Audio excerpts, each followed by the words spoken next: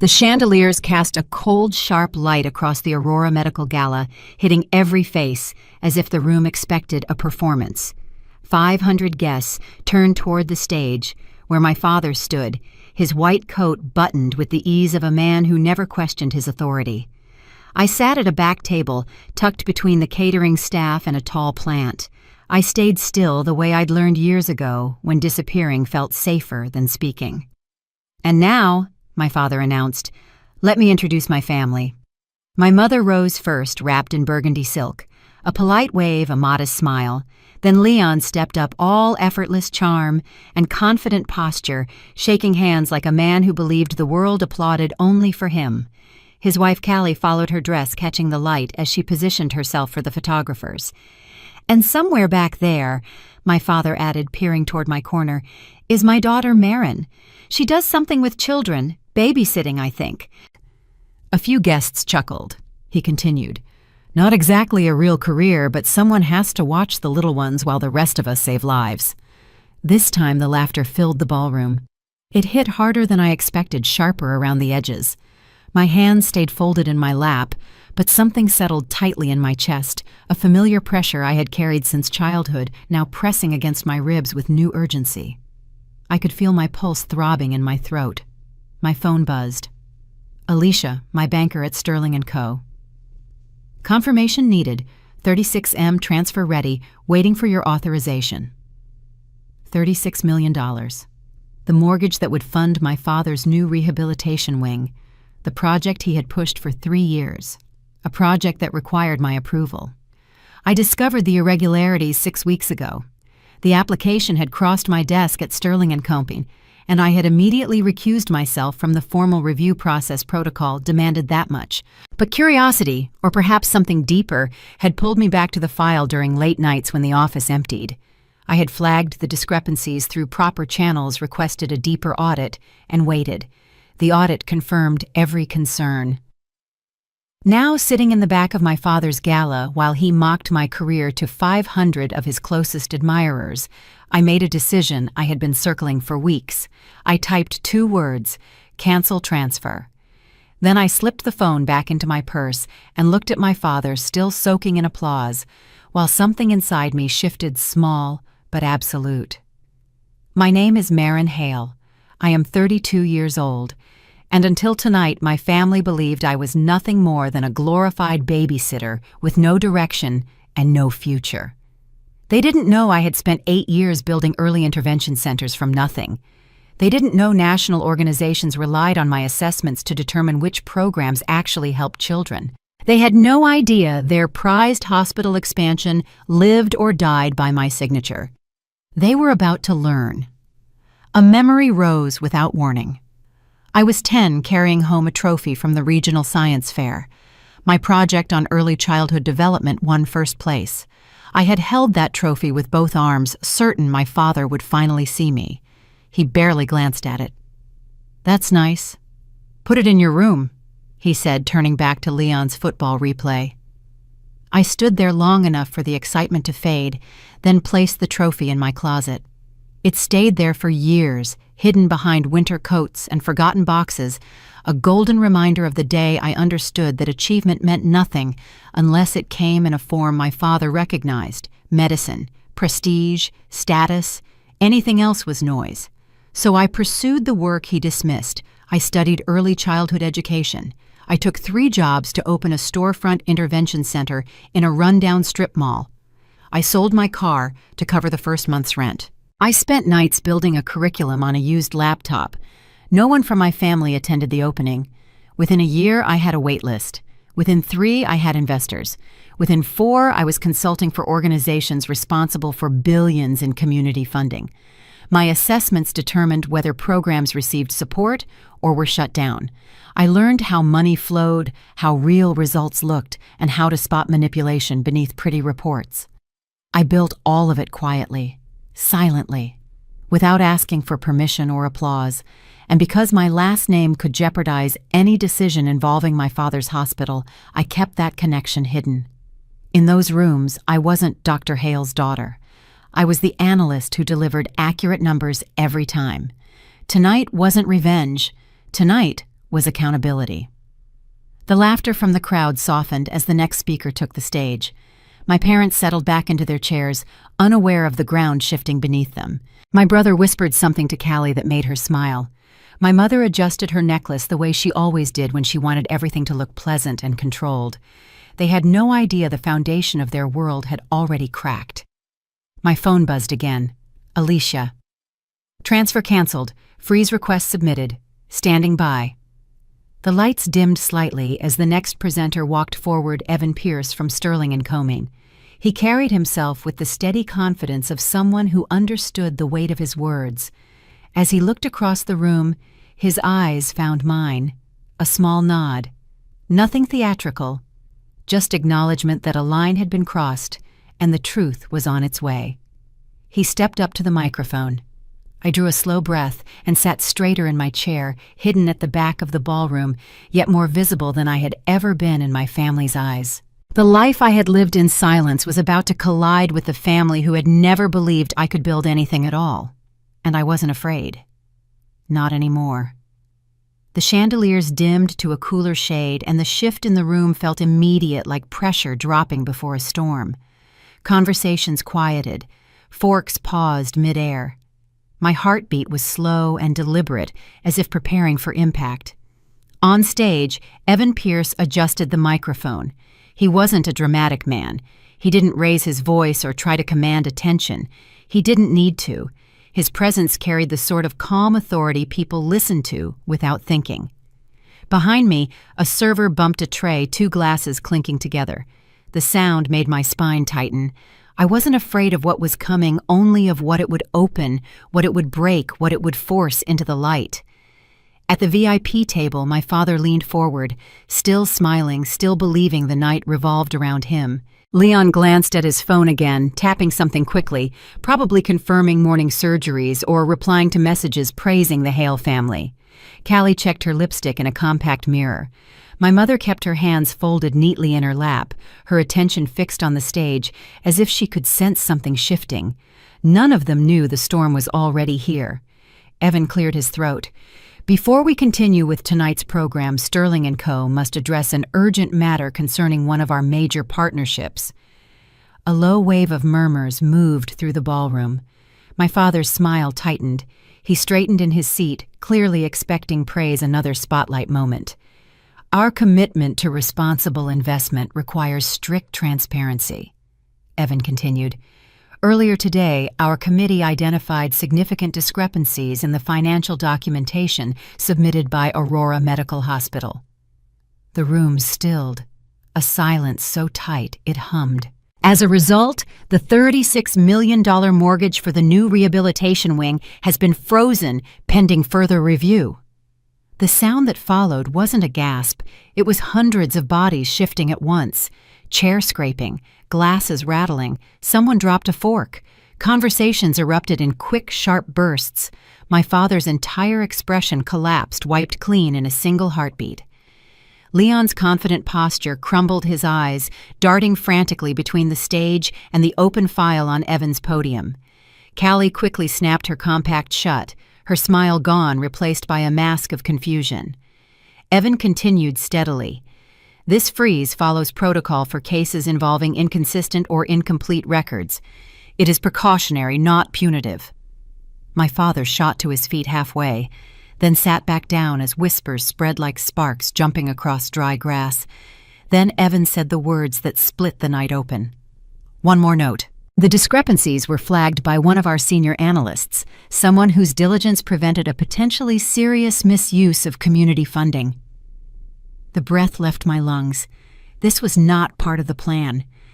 I had asked him explicitly to keep my involvement confidential, to let the process speak for itself, to avoid personalizing the audit. But Evan continued unbothered by the tension pulling the room apart. I understand she was introduced earlier tonight as basically just a babysitter. A ripple of disbelief crossed the crowd. But that title does not match her work. The spotlight swung, straight toward me. Heat washed over my face as hundreds of eyes snapped to the back corner of the ballroom where I stood, where I had always been placed. My palms grew slick. My heart hammered against my ribs. Every instinct I had developed over 32 years screamed at me to shrink, to disappear, to become invisible the way I had trained myself to do. The sudden attention felt like a physical blow, stripping away the careful anonymity I had maintained for years. I felt the collective silent judgment of my father's peers. Maren Hale, Evan said clearly, is one of the most respected educational impact analysts in our network. Her work has shaped funding decisions across multiple states and improved outcomes for thousands of children. A stunned silence dropped. My father stood so abruptly, his chair screeched. "That's impossible," he said loudly. His voice cracked with disbelief and rage. Maren doesn't have the qualifications for that. This must be a mistake, a malicious error." A few guests flinched at the outburst. Evan didn't. "There is no mistake, Dr. Hale." My mother's hands trembled in her lap. Her face had gone pale, as if understanding something she never dared to imagine. Callie lowered her compact slowly. Leon, finally looking away from Evan, stared at me with a profound, terrifying confusion, like he didn't recognize the person he grew up with, or perhaps realizing he never truly knew her. I rose, not because I wanted attention, because the time for hiding was over. "I didn't do anything to embarrass you tonight," I said, keeping my voice even, despite the tremor running through my hands. "I flagged irregularities in the funding documents because it was my job, because transparency matters, because money meant for children should be spent with integrity." My father took a step toward me. "You're doing this to destroy me." "No," I said. "You destroyed your own credibility. You just never expected anyone to notice." A few people gasped quietly. My mother reached out as if trying to stop the moment from becoming real. "Maren, can we speak privately?" "No," I said softly. "I've been private my whole life. Tonight the truth belongs here." My father looked at me with something deeper than anger, fear. The kind of fear that comes when the narrative you've shaped for decades begins to collapse. Around us, the ballroom buzzed, doctors trading looks, donors whispering, the entire event unraveling in real time. For once, I didn't shrink. I didn't lower my eyes. I didn't apologize for existing. A door inside me that had been locked for years finally opened. My phone buzzed. "Evan. Committee convenes at 9 a.m. They want you as a present." I typed back a single word, "understood." Then I walked out the side doors, past the shocked faces, past the man who had dismissed me my entire life, and into the cold night air, steady, clear-headed, unafraid. Behind me, the Gala burned to the ground. Morning arrived with a dull gray light pushing through the hotel curtains. I hadn't slept. Every time I closed my eyes, the Gala replayed faces turning whispers, spreading my father's shock, the spotlight pinning me in place. By sunrise, I stopped trying to rest and started preparing for the meeting with the banking committee. I reviewed my notes, cross-checked the documents, and ignored the 47 missed calls from my family. A knock sounded at the door. I expected room service. It was Evan, 2 coffees in hand, hair still damp from an early shower. "I figured you hadn't slept," he said simply, handing me 1 cup. "This is the good kind, not the hotel kind." I stepped aside to let him in. "You didn't have to come." "I know." He sat in the armchair, calm in that steady way he had. "But after last night, checking on you felt like the responsible thing." I let out a slow breath. "It was more than I expected." "You held the room," he said. "Most people would have folded." Most people didn't grow up needing to stay composed around my father. Evan paused, studying me with more care than I was used to receiving. "Can I ask something?" "Sure." "Why didn't you ever tell anyone what you actually do? The work, the impact, the scale. Your family had no idea. Half the professional network didn't either." I thought about that. The answer wasn't dramatic. It was tiring. "Because it wouldn't have mattered to them," I said. "My father built one definition of success. If you weren't in that lane, you didn't exist. I stopped trying to get credit and just did the work." "And later," he pressed, "later separating my career from my family protected the integrity of my assessments. If people knew I was his daughter, every decision would be questioned. Evan nodded slowly. So last night forced the two worlds together, whether I wanted that or not. He drank his coffee. You're stronger than you think. I didn't respond. Compliments still felt unfamiliar. At 9:30, we headed to Sterling & Co. The elevator ride was silent, but not tense, more like two people saving energy for what mattered. The committee room was cold, clean, and formal. Nothing decorative, nothing distracting. 3 members sat across from me. Their files were open-tabbed and precisely arranged. Margaret Chen, the chair, spoke first. Ms. Hale, we've reviewed your findings. Before we proceed, I want to be clear. Your family's involvement is irrelevant. This discussion is strictly professional. That's why I recused myself, I said. The discrepancies were found through the standard review pipeline. Walk us through your analysis, she said. For an hour, I explained everything. No dramatics, just clean data. Therapy hours that didn't match state logs. Purchases that doubled market cost. Outcome reports too perfect to be real. Patterns repeating across quarters. By the time I finished, the room was quiet. In a different way, evaluation quiet, not skepticism. Margaret set her notes down. This is thorough work and deeply concerning. A beat passed. We're ordering a full audit of Aurora Medical's finances for the past 3 years, she continued. The freeze remains. Expected. But hearing it aloud still hit hard. And, she added, we want you to consult with the audit team. You understand early childhood metrics better than anyone in our network. I met her eyes. I can do that, but my family will accuse me of bias. Your record outweighs their accusations. The meeting adjourned. Evan stepped beside me as we left the room. Well, he asked. I searched for the word. Right. That's because you're finally operating with the power you built. My phone buzzed. Mom, we need to talk. Please come home. I read the message twice, feeling something settle inside me. Not fear, not anticipation, just a quiet readiness. I guess this day isn't over, I said. It never is, Evan replied. Call me if you need backup. I didn't promise I would. But something in his steady presence made the drive ahead feel less daunting. The drive to my parents' house was steady, not dramatic. No storm clouds, no cinematic wind, just a cold, plain afternoon and a street I knew too well. The house looked the same as always, but I wasn't. My mother opened the door before I knocked. She looked drained, like the last 24 hours had stripped away the practiced calm she wore for decades. Marin, she said softly, thank you for coming. Inside the house felt smaller, familiar but distant, like it belonged to a past version of me. The same framed photos lined the hallway. Leon's medical school graduation, my father's awards, a family portrait from 15 years ago where everyone smiled except me, my expression carefully neutral, already learning to disappear. We sat in the living room. She wrung her hands once, then stopped as if catching herself. I didn't know, she said, about your work, about any of it. I should have. I'm sorry. I know you didn't, I said. No one did. I believed what your father said, and that was wrong. I didn't fill the silence for her. She took a breath. I want to fix things, at least with you. I don't need you to fix it, Mom, I said quietly. I just needed someone to see me.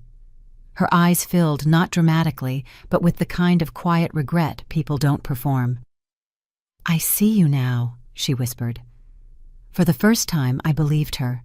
She hesitated, then added, Your father wants to talk to you. He's in his study. Of course he was. I stood. I'll hear him out, but I'm not apologizing. I'm not asking you to. The study door was closed. I knocked once. Come in, he said. My father looked smaller without an audience. No white coat, no stage, no applause. Just a man sitting behind a desk, staring at consequences he never imagined would reach him. I reviewed your work, he said without greeting. The real work. And And I was wrong about you. Completely." The words fell flat, not from insincerity, but from sheer unfamiliarity, like he had never said them to anyone before. He talked about expectations, about control, about shaping a family image until it became a cage. I listened, but I didn't cushion anything for him. When he finished, I said, "Your apology doesn't undo the harm." "I know, but I heard you." He nodded once as if that alone was more than he expected. Before I left, I added, "If you ever call me a babysitter again, we're done. Permanently." A faint, tired smile touched his face. "Fair." I stepped into the hallway lighter, not healed, but unstuck. The version of me who used to shrink in this house no longer existed. I walked out into the cold air, keys in hand, spine straight, ready for whatever came next. 2 weeks after the gala, the investigation expanded beyond anything I had anticipated. I was reviewing supplemental documents at Sterling & Co. when the pattern emerged, not gradually, but all at once like a puzzle clicking into focus. The discrepancies at Aurora Medical weren't isolated. They connected to a web of contractors, vendors, and financial intermediaries that stretched across state lines. I sat back in my chair, the weight of the discovery pressing against my chest. Therapy hours that didn't match state logs, equipment purchased at double market cost from unknown vendors, staffing ratios that defied physical capacity, outcome metrics too smooth, too perfect, lacking the messy reality of true human development. It wasn't incompetence. It was systemic. It was a fraud. And my father's signature was on half the documents. The image of my childhood science fair trophy flashed sharply in my mind. The one he'd dismissed told me to put in my room, still hidden behind winter coats, where I'd placed it 22 years ago. He hadn't just ignored my work. He was actively corrupting the resources meant for the very children I was fighting for. I called Evan, told him what I found. "I think we're looking at something bigger than one hospital," I said. "The patterns suggest a network." "You know what this means," he replied quietly. I did. The scale of the investigation was about to explode, and my family would be at the center of it. The next morning, federal investigators arrived at Aurora Medical. Evan called me at 7:14 a.m. "Maren, I need you to know this didn't come from us directly. Your initial flag, combined with what the analysts found immediately after, triggered an automated alert on the federal side." "What are you saying?" "I'm saying this is no longer just a funding freeze. FBI agents are executing a warrant at your parents' house. They're seizing computers, subpoenaing the hospital board." The scale of the crisis hit me like a physical wave. This wasn't about family resentment anymore. This was about criminal activity and potential prison time. My phone buzzed with a text from Leon. "Meet me at the parking garage. Now. Alone." I found him leaning against his car, unshaved, his expensive coat rumpled. The confident surgeon from the gala was gone. In his place stood a frightened man, consumed by consequences he hadn't foreseen. "I didn't know," he said, his voice raw. "I swear I didn't know the extent of it." "What did you sign, Leon?" He ran a shaky hand through his hair. "Everything Dad put in front of me. Outcome reports, contract approvals. He told me it was boilerplate standard hospital administration. Maren, I think I signed things I shouldn't have." His confession was swift, lacking his usual self-justification. For the first time, Leon looked smaller than the brother I grew up chasing, just a scared man, realizing he had been used. "That's negligence at best," I said quietly. "Children's services were compromised. Federal money was misused. I know. I'm going to cooperate. I have to. But Dad is refusing everything. He's talking about character assassination, about how you've always been jealous of the family." I felt something twist in my chest, not surprise, but disappointment.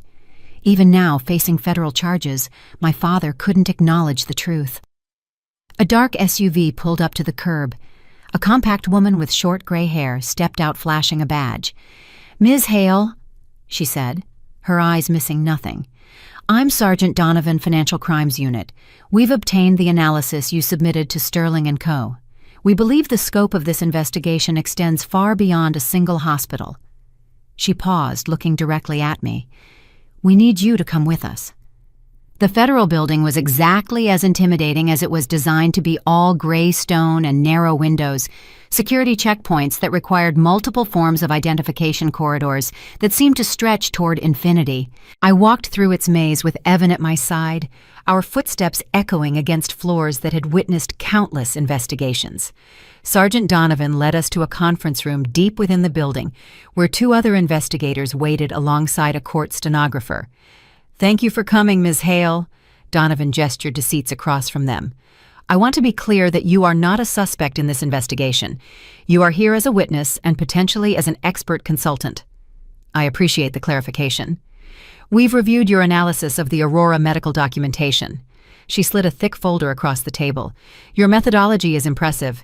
You identified patterns that our own analysts initially missed." I opened the folder to find my original assessment annotated with additional findings. The scope was larger than I had realized, irregularities that extended beyond the therapy services I had flagged, touching on construction contracts, equipment purchases, staffing arrangements. "How far does this go?" I asked. "We believe the issues at Aurora Medical may be part of a larger pattern affecting multiple institutions in the region." Donovan leaned forward, her expression grave. "Your father's hospital is not unique. There are indications that similar documentation irregularities exist at several other facilities, all connected by a network of contractors and financial intermediaries."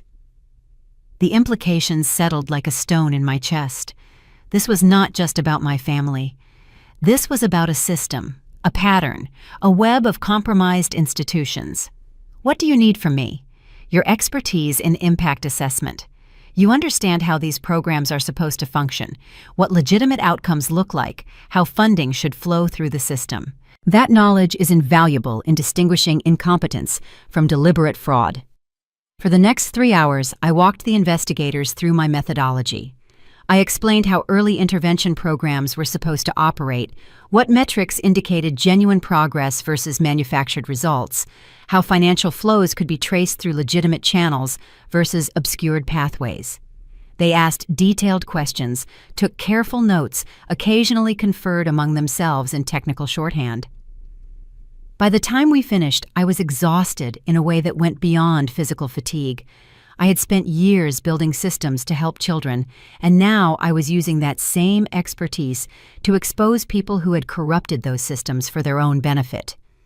"Ms. Hale," Donovan said as we prepared to leave, "I want you to understand the significance of what you've contributed today. Your work may help us prevent millions of dollars in future fraud and protect thousands of children from receiving substandard care. That matters." "I hope so." "One more thing." She hesitated, then continued. "We've identified your brother as a person of interest in this investigation. His signature appears on numerous documents that contain irregularities. I want you to be prepared for the possibility that he may face serious legal consequences." I had known this was coming, but hearing it spoken aloud still felt like a blow. Leon, for all his flaws, was still my brother. The child I had grown up with, the teenager who had occasionally defended me against our father's harshest criticisms, the man who had apologized to me just weeks ago. "I understand," I said. "I won't interfere with your investigation." "We didn't think you would." Evan was quiet as we walked back through the security checkpoints, waited until we were outside in the weak winter sunlight before speaking. "That was harder than I expected," he said. "Yes. How are you holding up?" I considered the question. How was I holding up? My family was falling apart around me. My father faced professional ruin. My brother faced potential criminal charges. My mother was caught in the middle of a catastrophe she had spent her life avoiding, and I was the one who had set it all in motion. "I don't know," I admitted. "I keep waiting for guilt to arrive, but it doesn't come. What I feel is mostly relief, like I've been holding my breath for 20 years and I can finally exhale." "That's not surprising.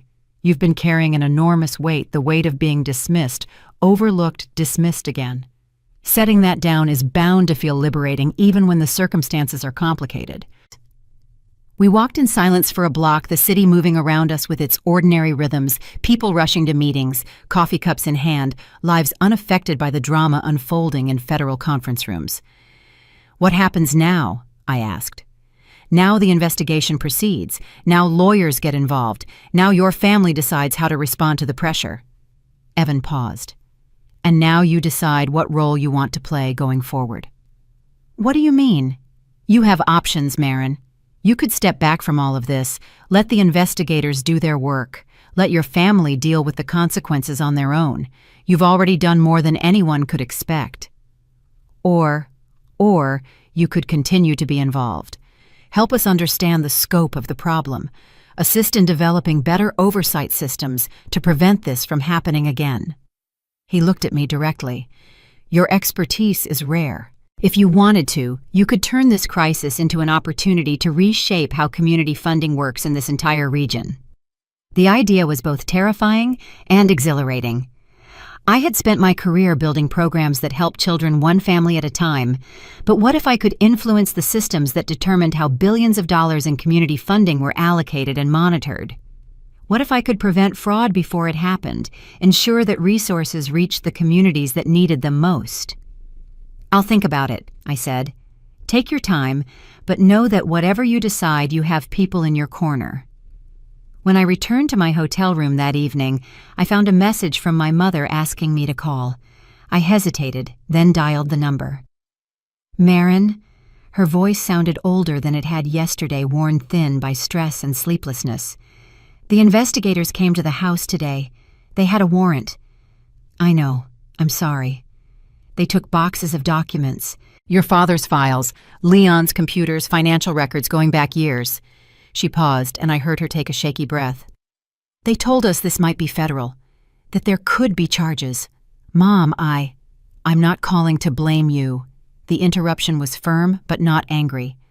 I'm calling because I need you to know something. Whatever happens to this family, whatever consequences come down, I don't hold you responsible. You did what was right. The people who made wrong choices are the ones who should face the results. I felt tears prick at my eyes, unexpected, unwelcome, impossible to suppress. Thank you, I managed. I love you, Marin. I should have said that more often over the years. I should have shown it more clearly. But I do. I always have, even when I was too afraid to stand up for you. I love you too, Mom. We talked for another hour, sharing thoughts and memories that had been locked away for decades. By the time we said goodbye, something had shifted between us, not fully healed, but moving in that direction. I fell asleep that night, feeling for the first time in my adult life that I might actually have a family worth salvaging. The audit findings were released 3 weeks after my meeting with federal investigators, and they landed on the medical community like a bomb. The irregularities at Aurora Medical Hospital were worse than anyone had publicly acknowledged. Inflated billing for services never rendered. Equipment purchases at double market value from vendors with suspicious connections. Staff positions that existed only on paper. And at the center of it all, a pattern of documentation that suggested deliberate falsification rather than mere incompetence. My father was suspended from his administrative positions, pending the outcome of the investigation. Leon was placed on administrative leave from his surgical practice. The hospital board convened emergency meetings that stretched through the night. Media vans appeared outside the Hale family home, their cameras recording every coming and going for the evening news. I watched the coverage from my hotel room, feeling like a stranger observing a distant disaster. The family I had grown up in was being dismantled before my eyes, and some part of me still expected to feel grief or guilt or something other than this strange, hollow relief. The calls started coming soon after the news broke. Colleagues expressing shock and support. Professional contacts offering opportunities to discuss my work in interviews and podcasts. Organizations requesting my assistance in reviewing their own documentation to ensure they would not face similar scrutiny. And then there was the call from my father. Marin. His voice was hoarse, stripped of its usual commanding tone. I need to see you, please. We met at the hospital chapel of all places, a quiet space where we could speak without being observed by media or colleagues. My father was sitting in the front pew when I arrived, looking smaller than I had ever seen him. He was dressed in clothes that looked expensive but badly rumpled, his face etched with exhaustion and several days' worth of stubble. The confident aura he always wore had been violently stripped away, leaving behind only the frail, terrified core of a man facing ruin. His shoulders curved inward like a man trying to protect himself from blows. "Thank you for coming," he said without looking up. I sat beside him, maintaining a careful distance. "What did you want to say?" I wanted to explain. He finally turned to face me, and I saw that his eyes were red-rimmed, his face lined with exhaustion, and something that might have been shame. Not to excuse what happened, just to explain. "I'm listening." He took a deep breath. "When I started at this hospital 30 years ago, I wanted to change the world. I really did. I had ideas for programs that would transform how we treated children, how we supported families, how we addressed the whole person, rather than just the disease. What happened? Reality happened. Budgets, politics, the thousand small compromises that add up to something you never intended." He shook his head slowly. By the time I became department head, I had forgotten what I originally wanted. All I could see was the institution keeping it running, keeping it funded, keeping my position secure. "That doesn't explain the fraud, Dad." "No, it doesn't." He was quiet for a moment. "The truth is, I knew something was wrong with those numbers. I rationalized it. I told myself that the ends, the new wing, the prestige, the foundation's survival justified the means. I didn't know the extent of the criminality, but I knew the reports didn't add up. And I chose not to look too closely because the funding was keeping everything afloat." I felt anger rise in my chest, not the explosive kind, but something colder and more settled. "You chose not to look because looking would have meant admitting the programs you championed weren't working, that the children you claimed to help weren't actually getting the care they needed." "Yes." The admission came out barely above a whisper. "And Leon, did he know?" "Leon did what I told him to do. He trusted me when I said everything was legitimate." My father closed his eyes. "He saw my signature on everything, Marin. He saw my confidence. He assumed I had it handled. He's going to pay a price for my mistakes. That's something I have to live with. It's the worst part." We sat in silence, the chapel's stained glass windows casting colored light across the empty pews. "Why are you telling me this?" I asked finally. "Because you deserve the truth. Because I spent 20 years giving you nothing but dismissal and contempt, and I owe you at least this much honesty." He turned to face me fully. "And because I want you to know that I understand now. What you built, what you accomplished, it's everything I wanted to be and wasn't brave enough to become. That's not an apology. No, the apology is separate." He reached out as if to touch my hand, then thought better of it and pulled back. "I am sorry, Marin, for all of it. For dismissing your work, for humiliating you at the gala, for spending your entire childhood treating you like a disappointment when you were actually the bravest and most honest person in this family." The words landed in a space I had not known was empty, filling something that had ached for longer than I could remember. "I don't know if I can forgive you," I said slowly. "What happened, what you let happen, it hurt people. Children who needed help didn't get it because the money was going to fake programs and inflated contracts. I know. But I can try to understand, and maybe eventually that can turn into something else." My father nodded, and for the first time I saw something in his expression that looked like genuine humility. "That's more than I deserve." "Probably." I stood up, gathering my coat. "What are you going to do now? Cooperate with the investigation, accept whatever consequences come, and hope that somewhere along the way I can find a way to make amends for the damage I've caused." I left him sitting in the chapel, a diminished figure against the backdrop of stained glass saints and wooden pews. The walk to my car felt longer than it should have, my steps heavy with the weight of everything I had just heard. But somewhere beneath the heaviness, I felt something else, the first stirrings of what might eventually become peace. The federal investigation expanded faster than anyone anticipated. What had begun as an examination of one hospital's financial irregularities metastasized into a region-wide probe involving multiple institutions, dozens of contractors, and a network of financial relationships that stretched across state lines.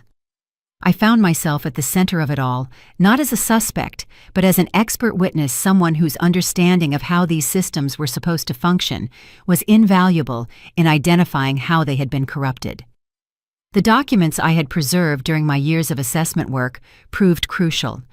Emails showing how concerns had been dismissed, comparison charts revealing patterns of inflation across multiple facilities, internal communications that demonstrated awareness of problems at the highest levels. I had saved everything, not because I anticipated this moment, but because I had learned long ago that documentation mattered. That the truth lived in details and timestamps in the paper trail that people forgot they were creating. The lead prosecutor, a woman named Vera Castellan, whose reputation for thoroughness preceded her, met with me weekly to review my analysis. Evan often joined these sessions, providing context about Sterling & Company's internal processes and serving as a bridge between the financial world and the legal one. His steady presence had become something I relied on more than I wanted to admit. "This is remarkable work," Vera said during one of our sessions, flipping through my annotated charts. "You've essentially created a blueprint for how community funding fraud operates. This could influence policy at the federal level." That's what I was hoping for. "There's something else." She set down the documents and looked at me directly. "We've traced the financial irregularities back further than initially suspected. Your father's involvement appears to extend over 15 years. The number hit me like a physical blow. 15 years. I had been building my career, developing my expertise, creating programs that actually helped children, and all that time, my father had been part of a system that drained resources from the communities I was trying to serve. How bad is it? Potentially criminal charges at the federal level. Your brother is cooperating. He's agreed to testify about what he knew and when he knew it, but your father's situation is more complicated. Because he was at the center of it. Because he was one of the architects of it." Vera's expression softened slightly. "I know this is difficult. I want you to understand that nothing you've done has made this worse. The investigation was inevitable once the patterns became visible. Your contribution has been in helping us understand the scope and ensuring that the evidence supports appropriate accountability." That's what I keep telling myself. She reached across the table and briefly touched my hand, a surprisingly human gesture from someone whose professional demeanor rarely cracked. "For what it's worth, I think you've handled this with extraordinary integrity. Lesser people would have tried to protect their family at the expense of the truth. You chose the harder path." "I don't know that I had a choice. Once I saw what was happening, I couldn't unsee it." That's exactly what makes you valuable. That inability to look away from inconvenient truths. She gathered her papers and stood. "We'll need your testimony at the trial. I'll give you as much advance notice as possible." After she left, I sat alone in the conference room, surrounded by the evidence of my family's betrayal of public trust. The charts and documents and emails told a story I had not wanted to believe, a story of good intentions corrupted by opportunity, of principles abandoned for convenience, of children sacrificed on the altar of institutional survival. And I had been part of exposing it all. That evening I visited my mother at the family house. The media attention had faded somewhat, replaced by newer scandals and fresher controversies. But the house still felt besieged, blinds drawn, cars hidden in the garage, a sense of waiting for the next blow to fall. She met me at the door, looking older than her years, her elegance diminished by worry lines and sleepless nights. "The lawyers came again today," she said, as we settled into the living room. "They're trying to negotiate a plea arrangement for your father. They say it's his best option." "What does that mean?" "It means he might avoid prison if he agrees to testify against the others involved. The contractors, the financial intermediaries, the people higher up in the network." She wrapped her hands around a cup of tea that had long gone cold. "He doesn't want to do it, says it would destroy whatever reputation he has left." "His reputation is already destroyed, Mom." I know, but he's still holding on to the idea that somehow this will all blow over, that people will forget that he can rebuild. She shook her head. I've spent 40 years married to a man who couldn't admit when he was wrong. I don't think he's capable of starting now. I studied my mother's face, seeing for the first time the toll that decades of keeping peace had taken on her. She had smoothed over conflicts, avoided confrontations, maintained surfaces, and underneath, she had been drowning. What do you want, Mom? Not what Dad wants, not what Leon wants. What do you want? The question seemed to startle her. She set down her teacup and stared at me for a long moment. I want to stop being afraid, she said finally. Afraid of your father's moods, afraid of disrupting the family image, afraid of what people will think. I've spent my whole life being afraid and I'm tired of it. Then stop. It's not that simple. It is that simple. It's just not that easy. I leaned forward. You taught me without meaning to that survival sometimes requires making yourself invisible. I learned that lesson too well, but I also learned that there comes a point when invisibility becomes its own kind of death, when the cost of hiding is higher than the cost of being seen. My mother's eyes filled with tears. When did you become so wise? I'm not wise. I'm just someone who finally decided to stop disappearing. We talked late into the night, sharing truths that had been locked away for decades. By the time I left, something had shifted between us, a new understanding perhaps, or simply the recognition that we were both survivors of the same family, wounded in different ways, beginning to heal. The trial preparation consumed the next several months, the urgency mounting as the consequences became public. My father, Dr. Raymond Hale, was filmed by reporters as he was escorted into court, his face a mask of fury. Leon, looking gaunt from weeks of stress, was shadowed by his defense team. And me, the unexpected star of the news cycle, the whistleblower babysitter, exposing the largest healthcare fraud in the region's history.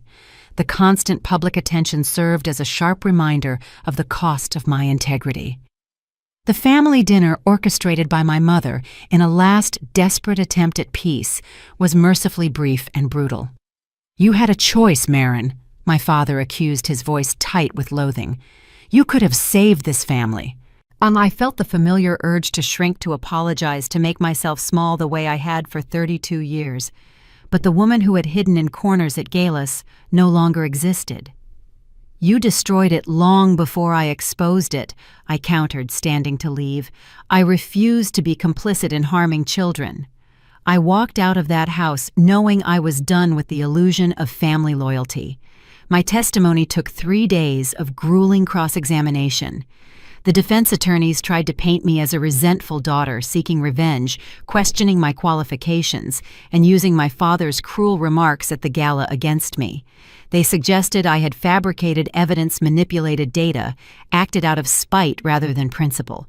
I refused to be drawn into emotion, answering every attack with cold, hard data, letting the documentation speak for itself.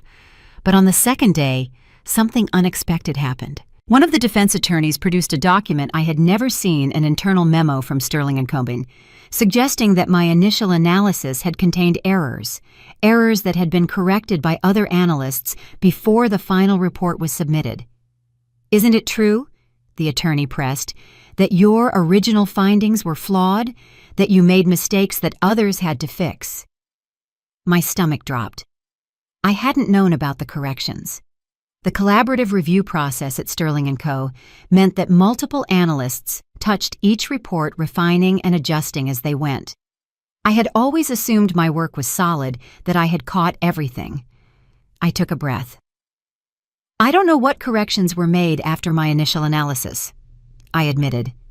The review process involves multiple analysts, but the core findings, the patterns of inflation, the discrepancies in service logs, the documentation irregularities, those were accurate.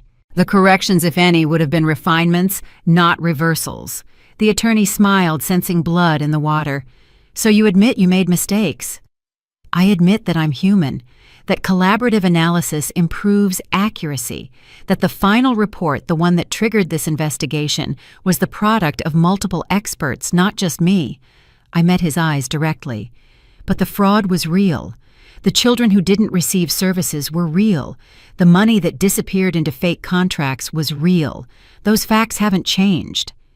The courtroom was silent. Vera Castellan, the prosecutor, rose smoothly, her posture radiating controlled confidence. "Objection, Your Honor," she stated. "The defense is misrepresenting the standard operational procedure of collaborative review. Ms. Hale's initial findings were substantially accurate, leading to the audit. Any subsequent internal revisions are irrelevant to the core accusation of fraud perpetrated by the defendants."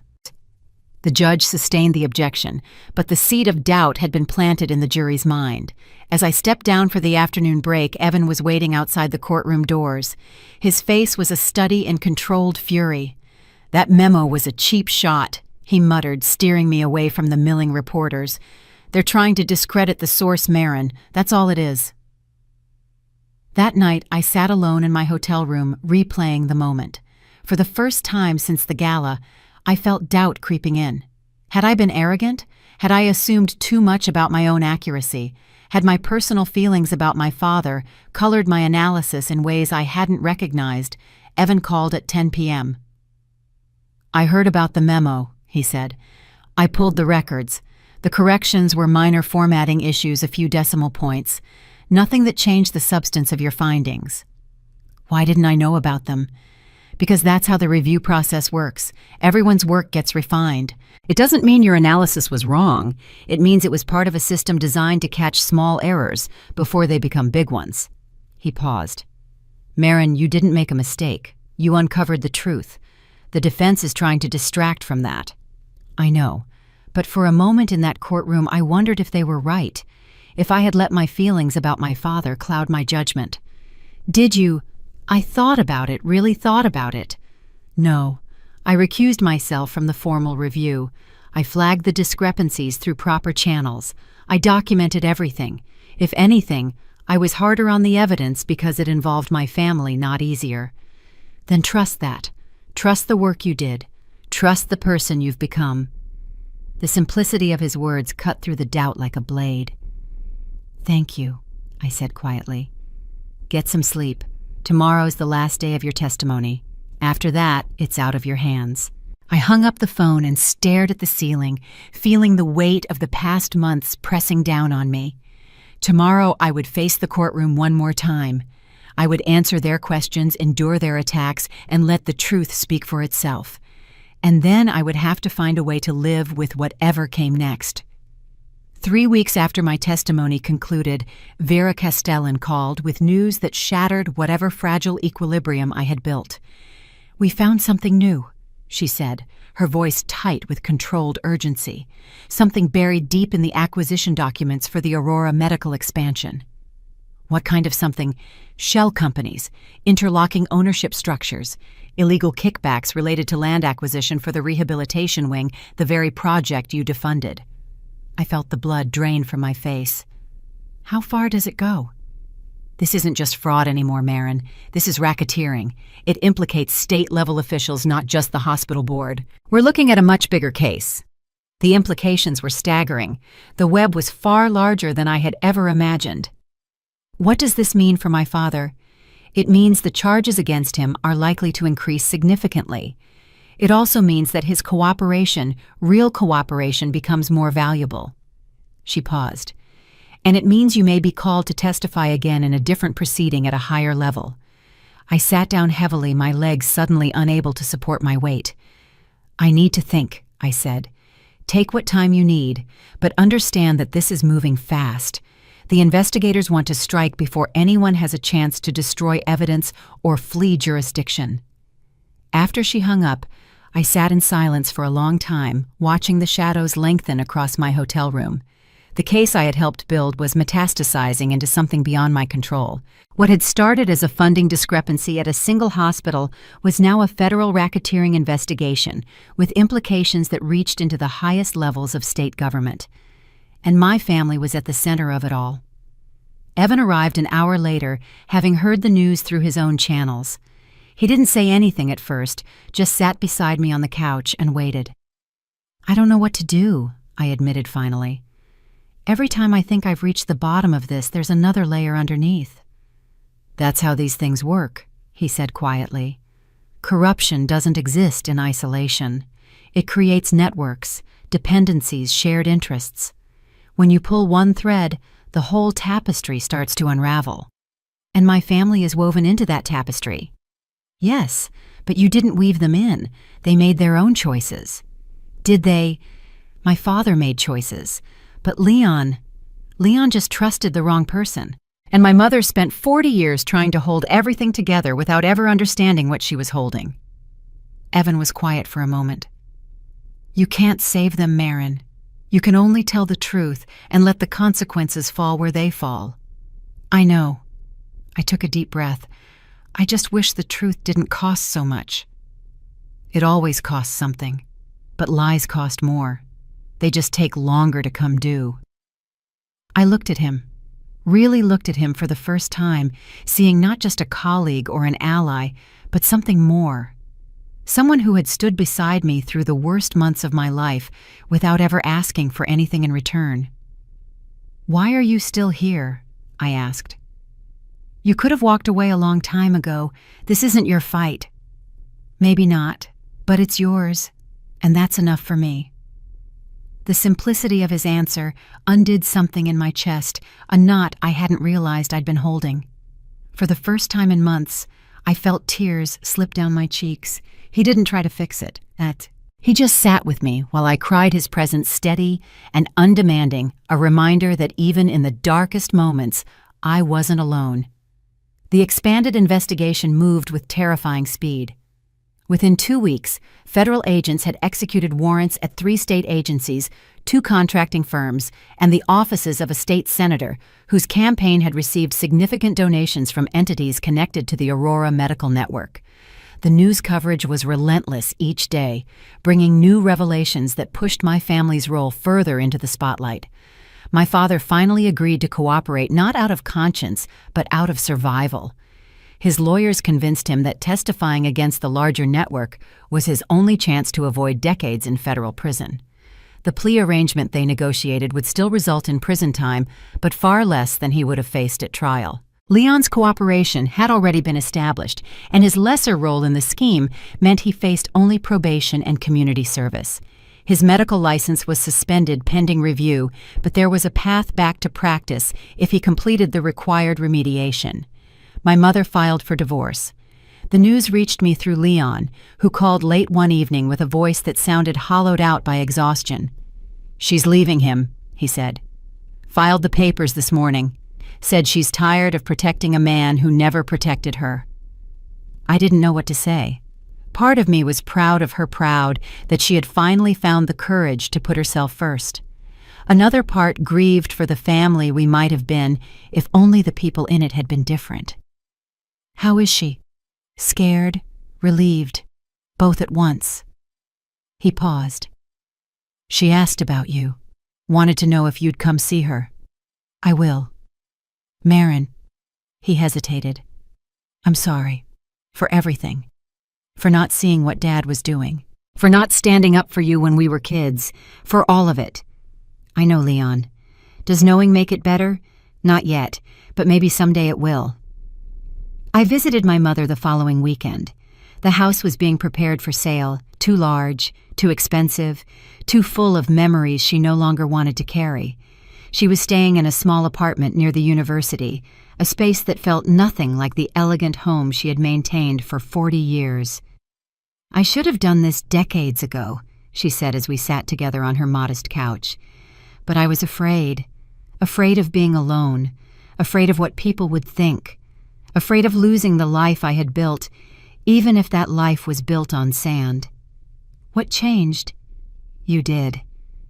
She looked at me with eyes that held both sorrow and pride. "Watching you stand up for what was right, even when it cost you everything, it showed me what courage looks like. I realized I had spent my whole life being comfortable instead of being brave." "It wasn't courage," I said. "It was just, I couldn't look away. Once I saw the truth, I couldn't pretend I hadn't." "That's exactly what courage is. Seeing clearly and acting accordingly, even when it's terrifying." She reached out and took my hand. "I'm proud of you, Marin. I should have said that years ago, but I'm saying it now, and I mean it with everything I have. The words landed in a space that had been empty for so long, I had forgotten it was there. For a moment, I felt like the 10-year-old girl who had carried home a science fair trophy, hoping for recognition that never came. But this time, the recognition was real. The aftermath of the expanded investigation transformed my life in ways I had not anticipated. The story of the babysitter who brought down a medical empire captured the public imagination. Journalists wanted interviews, documentary producers wanted access, publishers wanted book deals. Everyone, it seemed, wanted a piece of the narrative. I declined most requests, accepting only a few opportunities that allowed me to focus on the systemic issues the case had revealed, rather than personal drama. I spoke about the importance of oversight in community funding, the need for transparency in healthcare billing, the vulnerability of programs serving children to exploitation by those who controlled their resources. The attention was overwhelming, but it also opened doors that had previously been closed to me. 2 months after the trial concluded, I received an invitation from the Department of Health and Human Services to consult on new federal guidelines for community funding oversight. The work I had done in exposing the fraud at Aurora Medical and the methodology I had developed over years of assessment work was being recognized at the highest levels. I accepted the position, relocating to Washington for what was supposed to be a 6-month assignment and ended up becoming a permanent role. I was now helping to shape the systems that determined how billions of dollars in community funding were allocated and monitored. The irony was not lost on me. The daughter who had been called a babysitter was now influencing federal policy affecting millions of children. The move to Washington was more than a career change. It was a final, definitive severing from the identity my family had imposed on me. Leaving the familiar architecture of my past for the austere, powerful buildings of the Capitol felt like a physical embodiment of the control I had seized over my own life. My relationship with my family evolved slowly over the following years. My father and I established a fragile peace during his prison sentence, conducting occasional phone calls that gradually shifted from accusation to something approaching mutual understanding. He would never fully accept responsibility for what he had done, but he came to acknowledge that I had acted from genuine conviction rather than malice. He would often ask detailed questions about my work, not to criticize, but to try and genuinely understand the mechanisms he had corrupted. This effort, small as it was, formed the new foundation of our contact. Leon and I grew closer in unexpected ways. Free from our father's shadow for the first time in his life, he began exploring interests he had suppressed for decades, actually pursuing that architecture degree he had once mentioned, designing spaces that promoted healing rather than just treating disease. We discovered that we had more in common than we had ever realized. He called me the day he completed his first design for a community health clinic, his voice brimming with a quiet pride that sounded nothing like the arrogance of the past. It was a tangible step toward accountability and self-discovery. My mother found her own path forward. With my father in prison and the family image she had protected so carefully in ruins, she was finally free to become something other than a mediator and peacekeeper. She started volunteering at a women's shelter, using her organizational skills to help others navigate difficult transitions. We spoke every week, conversations that felt more honest and connected than anything we had shared during my childhood. And Evan remained a constant presence, first as a colleague, then as something more. We built something together slowly, carefully, two people who had learned to be cautious with their trust. By the time I moved to Washington, we had established a relationship that could survive distance, one grounded in mutual respect and shared purpose. I thought often about the girl I had been, the one who had won science fairs without recognition, who had dreamed of helping children while being told she was wasting her potential, who had learned to make herself invisible because visibility brought only pain. She had survived. She had built something meaningful from her survival. And she had finally stepped into a light that belonged to her, regardless of who else chose to look. 5 years after the trial, I stood in the lobby of the Department of Health and Human Services, waiting to deliver the keynote address at a conference on children's mental health funding. The auditorium held 3,000 people, researchers, policymakers, practitioners, advocates. They had come to hear about the new federal framework for early intervention assessment, a system I had helped design and implement. I thought about my father released from prison now and living quietly in a small town where no one knew his history. We had lunch occasionally when my work brought me to that part of the country. He had mellowed in ways I would not have predicted, the arrogance burned away by consequence until something more human remained underneath. He had even apologized eventually in a way that felt genuine rather than strategic. I thought about my mother thriving in her volunteer work, having discovered at 70 a sense of purpose she had never allowed herself to pursue. She had told me recently that losing the life she had built was the best thing that had ever happened to her, a statement that would have seemed impossible 5 years ago. I thought about Leon designing buildings now, instead of performing surgeries, having found in architecture the creative fulfillment that medicine had never provided. He sent me pictures of his projects sometimes, and I displayed them in my office as reminders that people could change when given the chance. I thought about Evan, who had proposed 6 months ago, in the quiet way he did everything. No grand gesture, just a simple question asked over morning coffee. We were planning a wedding for the spring, something small and meaningful, surrounded only by people who had seen us at our worst and loved us anyway.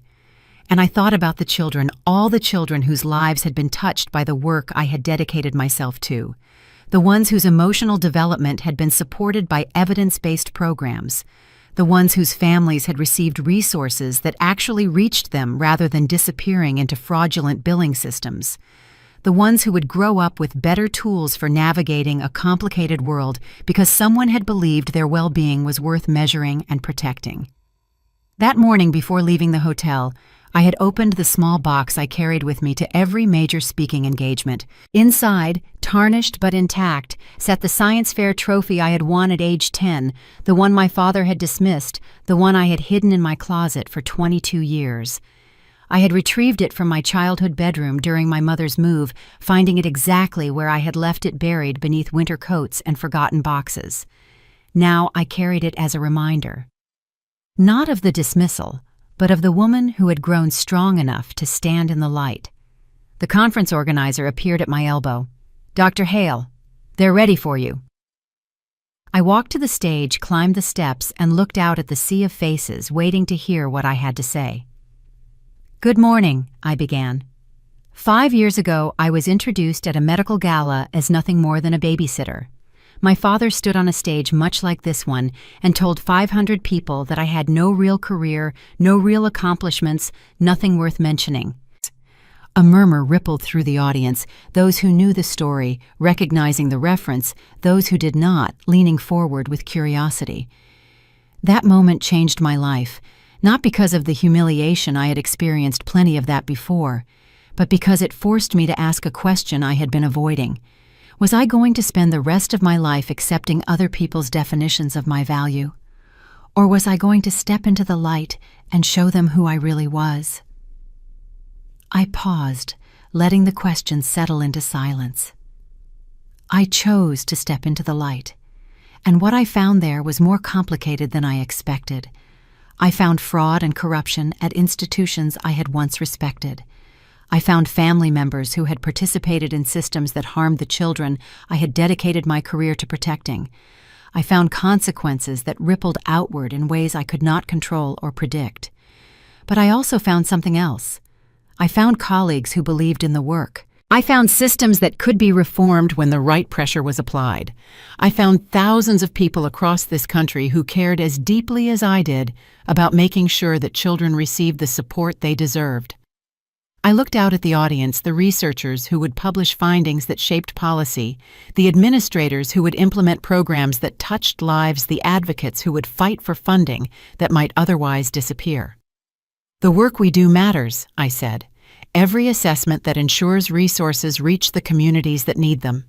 Every program that helps a child learn to regulate their emotions, communicate their needs, and trust the adults in their lives. Every dollar that flows through transparent systems to organizations that actually deliver what they promise." I was called a babysitter as an insult. But caring for children, truly caring for them, protecting them, helping them grow into the people they're meant to become is one of the most important things a person can do. It requires skill and dedication and an unwavering commitment to the truth, even when the truth is uncomfortable. So if anyone ever tells you that the work you do is unimportant, that supporting children is somehow less valuable than other pursuits, that expertise in human development is soft or impractical or unworthy of respect, remember this: the person who was dismissed as a babysitter helped expose the largest community funding fraud in this region's history, and now helps set federal policy affecting millions of children. I reached into my pocket and pulled out the small trophy I had carried with me that morning, tarnished, dented, but still intact. The child who once hid her science fair trophy in the back of a closet grew up to write the rules for accountability. I set the trophy on the podium where everyone could see it. Our work matters. Our expertise matters. Our commitment to the truth matters. I looked directly at the audience, feeling the weight of everything I had experienced, the pain, the growth, the transformation pressing against my heart. Thank you for caring about children. Thank you for doing this work despite the obstacles. And thank you for being part of a community that believes every child deserves the chance to thrive. The applause began slowly, then built to something overwhelming, 3,000 people rising to their feet, their response washing over me like a wave of acknowledgement I had waited my entire life to receive. But standing there looking out at the sea of faces, I realized something that surprised me: I did not need their applause anymore. I had never done this work for recognition or validation or the approval of people who had once dismissed me. I had done it because it was right, because children deserved advocates who would fight for them, because the truth mattered even when it was painful. Because somewhere inside me, the girl who had been overlooked and dismissed had grown into a woman who refused to be silent, and that was enough.